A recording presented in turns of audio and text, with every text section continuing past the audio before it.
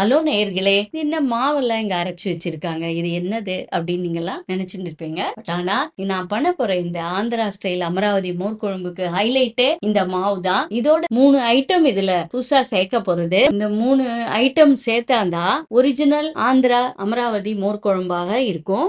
அந்த 3 ஐட்டம் என்னென்ன, அதை எந்த சமயத்துல நான் எப்படி பக்குவமா யூஸ் பண்றேன் அப்படிங்கறத தெரிஞ்சுக்கிறதுக்கு தொடர்ந்து இந்த வீடியோவை பாருங்க.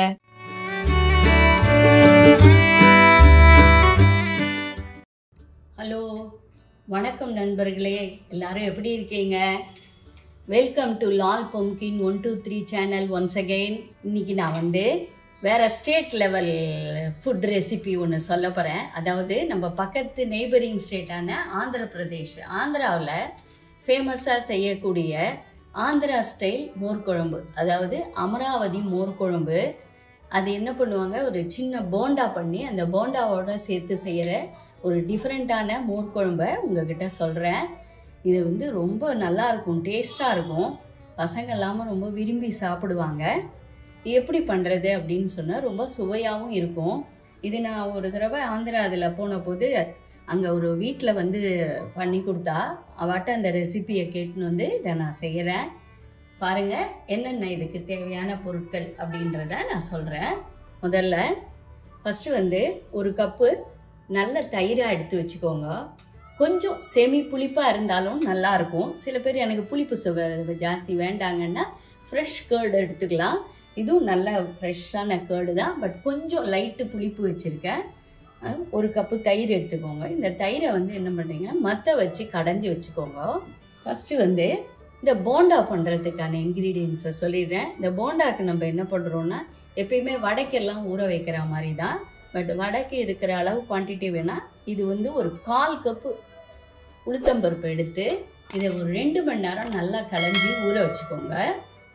அடுத்தது இதில் ஒரு 5 ஸ்பூன் தேங்காய் எடுத்து வச்சுக்கோங்க. அதாவது இதை அரைச்சி தான் பண்ண போகிறோம், பட் யூஸ்வலாக பண்ணுற மோர் குழம்போட இது டிஃப்ரெண்ட்டாக இருக்கும். அது எப்படி பண்ணுறது டிஃப்ரெண்ட்டான்னு சொல்கிறேன். ஃபஸ்ட்டு தேங்காய் ஒரு 4-5 ஸ்பூன் போட்டு எடுத்து வச்சுட்டுருக்கேன். நீங்கள் தேங்காய் பத்தியானா 2-3 பத்தியோ எடுத்து வச்சுக்கலாம். 3 பச்சை மிளகாயை கட் பண்ணி வச்சுட்டுருக்கேன். இதில் இந்த மோர் குழம்புக்கு என்னென்ன ஆடட் இதுன்னா, வெங்காயம், சின்ன வெங்காயம் போடுவாங்க. நம்ம கேட்போம் வெங்காயம்லாம் போடுவோமா மோர் குழம்புலன்னு, பட் ஆந்திரா ஸ்டைலில் அவங்க பண்ணும்போது சின்ன வெங்காயம் போட்டு பண்ணுவாங்க. இது ஒரு சின்ன வெங்காயம், ஒரு டேஸ்ட்டுக்கு ஒரு 10 வெங்காயத்தை உரிச்சு வச்சுருக்கேன். ஒரே ஒரு மீடியம் சைஸு தக்காளியும் எடுத்து வச்சுருக்கேன். அடுத்ததாக நம்ம மோர் குழம்புக்கு தேவையான அரைச்சி விடுறதுக்கு தேவையானது என்னென்னு சொல்கிறேன். 1 ஸ்பூன் கடலைப்பருப்பு எடுத்து வச்சுட்டுருக்கேன். இஞ்சி, ஒரு சின்ன துண்டு இஞ்சியை நல்லா இப்படி கட் பண்ணி வச்சுருக்கேன். 1 ஸ்பூன் துவரம்பருப்பு, ஒரு 1/2 ஸ்பூன் சீரகம். இதுதான் நேயர்களே. இப்போ இது எப்படி பண்ணுறதுன்னு பார்ப்போம். ஃபஸ்ட்டு முதல்ல அந்த இதை இன்னைக்கு நம்ம ஆந்திரா ஸ்டைல் மோர் குழம்பு பண்ணுற ஐடியா இருந்ததுன்னா, மார்னிங் என்ன பண்ணோன்னா ஒரு 2 ஹவர்ஸ்க்கு மினிமம் முன்னாடியே பருப்பை ஊற வச்சு வச்சுருவோம். உளுந்த பருப்பை, பச்சை மிளகா, இதில் 3 பச்சை மிளகா, க்ரீன் சில்லி சொல்லியிருக்கேன். இது எப்படி பண்ணுறான்றத பார்ப்போம் நேயர்களே. இப்போ இந்த அமராவதி மோர் குழம்புக்கு இந்த போண்டாவை ரெடி பண்ணுறேன். இந்த போண்டா எப்படி இது பண்ணுறது, எப்படி மிக்சியில் போட்டு அரைக்கிறேன்றதை நான் சொல்கிறேன். ஃபஸ்ட்டு இது நல்லா 2 மணி நேரம் ஊற வச்சாச்சு. நல்லா ஊறிடுத்து சுத்தமாக தண்ணி இல்லாமல் வடிகட்டி வச்சுக்கோங்க. இதை நல்லா கெட்டியாக தான் அரைக்கணும். கெட்டியாக அரைக்கும் போது என்ன பண்ணலாம், கொஞ்சமாக தண்ணி தெளித்து அரைக்கணும். தண்ணி நிறைய விட்டுட்டோன்னா நீந்து போயிடும். அதனால் கிறிஸ்பியாக வரணும் போண்டான்னா கொஞ்சம் கெட்டியாக அரைச்சிக்கணும். அப்படி தண்ணி தெளிக்க முடியலன்னா ஐஸ் கியூப், ஒரே ஒரு ஐஸ் கியூப் போட்டு அரைச்சி பாருங்கள், நல்ல இதுவாக வரும். இதில் வேறு எதுவும் இப்போ போட வேண்டாம். மாவு அரைச்சப்புறம் இதில் என்ன சேர்க்குறேன்றதை பார்ப்போம். இப்போ இதை நான் மிக்சி ஜாரில் போடுறேன். போட்டு எப்படி அரைச்சி காட்டுறேன், எப்படி இருக்குது அந்த மாவு பக்குவன்றதை உங்களுக்கு காட்டுறேன். நேயர்களே, இந்த மோர் குழம்புக்கு இந்த வடைக்கு மாவை அரைச்சிட்டேன். வடைன்ற போண்டா, குட்டி குட்டி போண்டாவாக பண்ண போகிறேன். இந்த குட்டி குட்டி போண்டாவுக்கு மாவு அரைச்சிட்டேன். அதை நல்லா நெய்ஸாக கெட்டியாக அரைச்சிருக்கேன். அதில் தண்ணி விடாமல், எப்படின்னா கொஞ்சம் தண்ணி பொடியாக லைட்டாக தண்ணி தெளித்து கெட்டியாகவே அரைச்சி வச்சுருக்கேன். இதில் நான் என்ன போட போகிறேன்றதை பாருங்க. ஒரு 7-8 கருவேப்பிலையை நல்லா சின்ன ஃபைனாக பொடி பண்ணி கிள்ளி போட்டுக்கோங்க.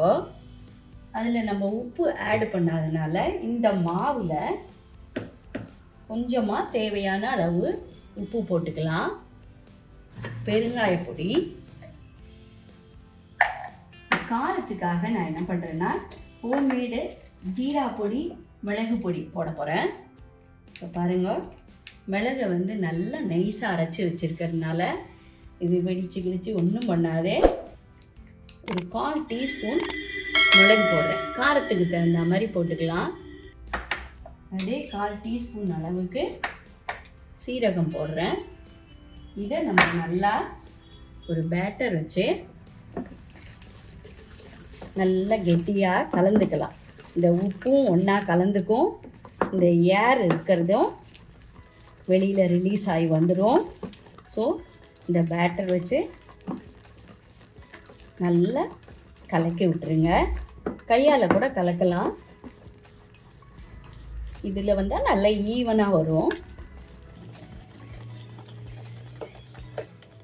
நல்லா இந்த உப்பெல்லாம் ஒன்று சேர கலந்து வச்சுடுங்க. இதில் அரிசி மாவோ எதுவுமே போட வேண்டாம்.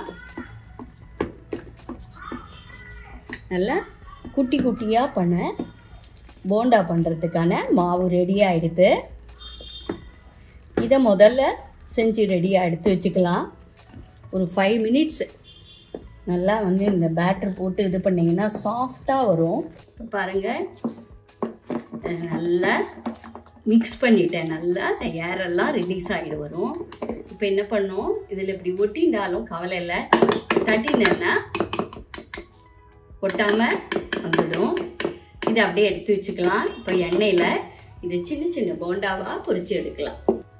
அடுப்பில் வாணலி வச்சுட்டேன்.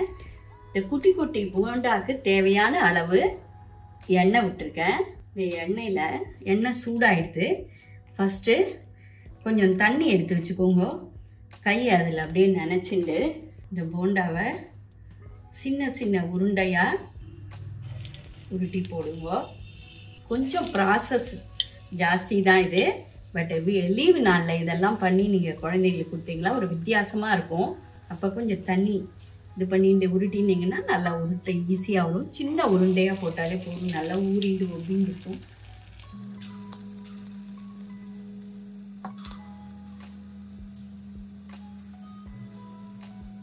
பொதுவாக வந்து மோர் குழம்பு, பருப்பு உருண்டை மோர் குழம்பு அப்படின்னு பண்ணுவோம். அது டிஃப்ரெண்ட்டு. இது ஆந்திரா ஸ்டைலில் டிஃப்ரெண்ட்டாக உளுந்து பருப்பை போட்டு போண்டா பண்ணி அதில் பண்ணுற மோர் குழம்பு. நல்லா கிறிஸ்பியாக ப்ரௌன் கலர் வந்தோடனே திருப்பலாம். அடுப்பை கொஞ்சம் சிம்மிலையே வச்சுட்டு பண்ணுங்க.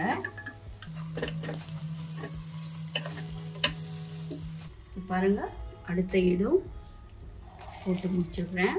இன்னும் கொஞ்சம் மாவு போட்டு பண்ணதுனால என்ன இந்த மோர் குழம்புக்கு தகுந்த உருண்டைகள் இது. பார்த்தீங்களா எவ்வளோ அழகாக உருண்டையாக ஷேப்பாக வருது. இந்த இது போட்ட உடனே இந்த மாவில் அந்த எண்ணெய் அப்படி இப்படி தெளித்து பண்ணிங்கன்னா அந்த எண்ணெய் அப்படி லைட்டாக அப்படி பண்ணிவிட்டு கொஞ்சம் திருப்பி விட்டீங்கன்னா ஒட்டாமல் வந்துடும். பாருங்கள் எவ்வளோ உருண்டை அழகாக ஷேப்பாக வந்துருக்கு. இது நல்லா கிறிஸ்பி ப்ரௌன் ஆனோடனே இதை எடுத்துடணும்.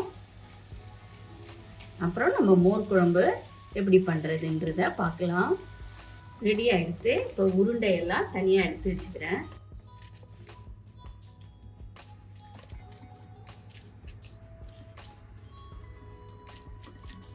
உருண்டைகள்லாம் ரெடி ஆகிடுத்து. நேர்களே, இப்போ இந்த மோர் குழம்பு ரெடி பண்ணுறதுக்கு இது பண்ணோம். எப்போவுமே மோர் குழம்புக்கு ஊற வைப்போம். இந்த ஊற வைக்காமல் பண்ண போகிறோம். எப்படின்னா வெறும் வாணலியில் எப்படியும் எந்த மோர் குழம்பு பண்ணுறேனோ இந்த அடிகனமான அந்த பாத்திரத்தில் ஃபஸ்ட்டு தோரம்பருப்பை போட்டுக்கிறேன். இதுக்கு எண்ணெய் விட வேண்டாம். சீரகம், கடலைப்பருப்பு, இதை நல்லா வறுத்துக்கலாம். இதில் இன்னொன்று நம்ம யூஸ்வலாக போடுற தனியா போடுறது இல்லை.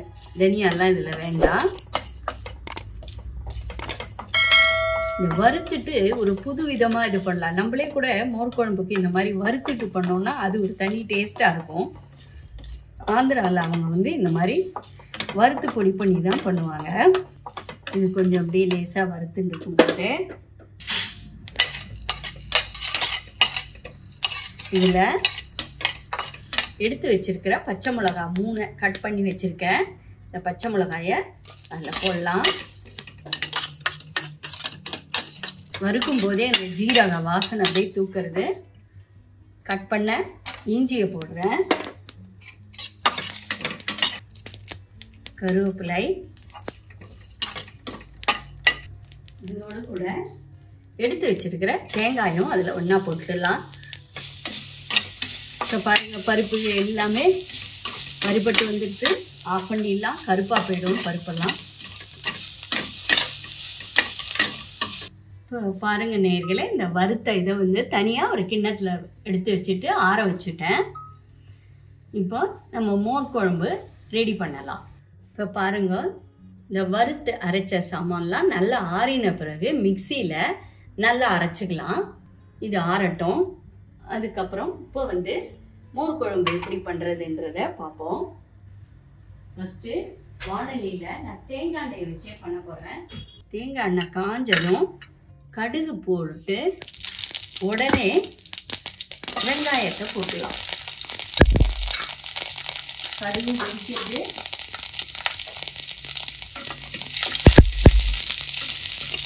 வெங்காயத்தை போட்டு வதக்கலாம். வெங்காயம் கொஞ்சம் வதங்கின உடனே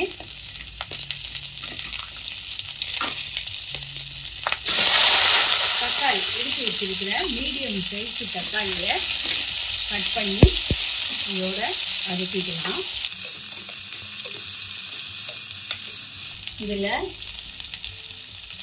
2 வரமிளகா சும்மா வாசனைக்காக போடுறேன். இல்லைன்னா பச்சை மிளகா கூட போட்டுக்கலாம்.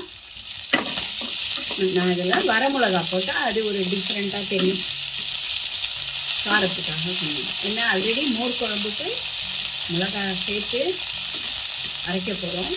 சும்மா இது லைட்டு காரம் கொடுக்கறதுக்காக வரமிளகாயை போட்டு வதக்கிறேன். வதங்கட்டும்.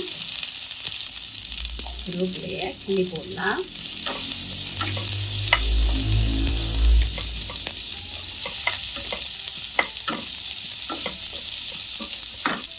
மிக்ஸி ஜாரில் போட்டு அரைக்க போகிறேன். கொஞ்சம் தண்ணி விட்டே அரைக்கலாம், கெட்டியாக அரைச்சிக்கலாம். கொஞ்சமாக தண்ணி விட்டு கெட்டியாக அரைச்சிக்கலாம். இந்த அரைச்ச விழுதை வந்து அரைச்சிருக்கேன். மோர் குழம்புக்கு நம்ம எப்படி அரைக்கிறோமோ அதை மாதிரி அரைச்சிக்கலாம். இந்த அரைச்ச விழுதை இதில் ஆட் பண்ணுறேன். ஒரு டிஃப்ரெண்ட்டான ஸ்மெல்லு இந்த இது போட்ட உடனே வருது. நான் ஆல்ரெடி சொல்லியிருக்கேன், தயிர் வந்து திரி இல்லாமல் நல்லா இதில் போட்டு கடைஞ்சா மாதிரி வச்சுட்டு இப்போ இந்த கெட்டி தயிரை இதில் விடுறேன். இந்த கலவையை கலந்துட்டு இதுக்கு வந்து 1/2 டம்ளர் தண்ணி விட்டுட்டு இப்போ மஞ்சள் பொடி போடுறேன். மஞ்சள் பொடியும் உப்பும் ஆட் பண்ணுறோம். மஞ்சள் பொடி கலர்ஃபுல்லாக இருக்கும். மஞ்சள் பொடியை போட்டு நம்ம போண்டாவில் அதுக்கு தேவையான கொஞ்சமாக உப்பு போட்டிருக்கோம். அதனால் பார்த்துட்டு இதில் கொஞ்சமாக போட்டுக்கோங்க. அப்புறம் டேஸ்ட் பார்த்துட்டு நீங்கள் உப்பு சேர்த்துக்கலாம். இந்த மோர் கொதிக்கட்டும். இதில் உப்பெல்லாம் போருமான்னு டேஸ்ட் பார்த்துக்கோங்க. இப்போ பாருங்கள், அப்படி ஓரம் இந்த சைடெல்லாம் லைட்டாக நுரைச்சின்னு வரும். இப்போ பாருங்கள், மோர் வந்து கொதி வருது. ரொம்பவும் கொதிக்க வேண்டாம். நீ பாருங்கள், இந்த ஓரம்லாம் கொதிச்சுன்னு வருது பாருங்கள். தெரியுதுதா உங்களுக்கு? பாருங்கள், ஓரம்லாம் கொதிச்சுன்னு வருது. இப்போ என்ன பண்ணுறேன், கொதிச்சு வந்துட்டு அடுப்பை ஆஃப் பண்ணிடுறேன். அடுப்பை ஆஃப் பண்ணிட்டு இப்போது ஒவ்வொரு உருண்டையாக அதில் போடுறேன்.